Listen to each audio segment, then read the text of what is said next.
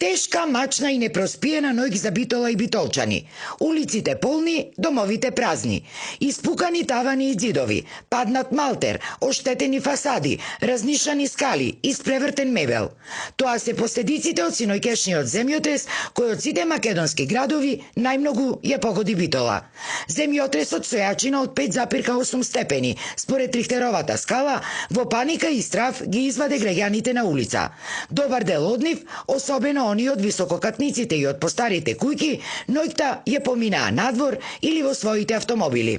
Според првичните информации, земјотресот за среќа не предизвикал човечки жртви, а и оштетувањата врз објектите не биле толку страшни, изјави градоначалникот на Битола Тони Коњановски веднаш по завршувањето на итната седница на општинскиот кризен штаб, која беше одржана денеска напладне.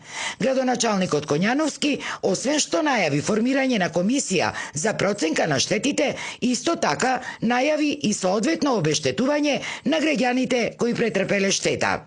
Заклучено е да се формира подитно комисијата за проценки на штети која ќе излези на терен. Во оваа прилика е апел и до граѓаните, сите штети кои ги имаат да ги пријават, да ги достават до општината. Во контакт бев и со директорките на двете градинки кои функционираат веќе.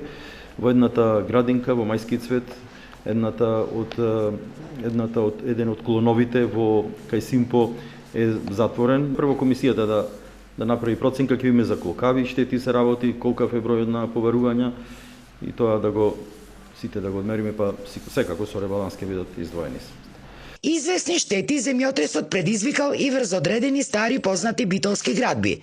Советот на општината очекува помош и од владата, особено каде што станувало збор за заштитени културно-историски градби. Ќе донесиме заклучок кој ќе го доставиме до владата на Република Македонија и ќе бараме одржување на итна седница на која ќе се разгледа состојбата во Битола и на која ќе побараме и самата влада да излези во пресред на она што и се случи на Битола. Веќе дел од нив се знаеме се стари градби, затоа сметаме дека треба да побараме ваква седница каде државата ќе излезе во пресред за нашиот град, бидејќи сметаме дека Битола мора во најбрз временски период да ги санира штетите кои се случија во минатата ноќ.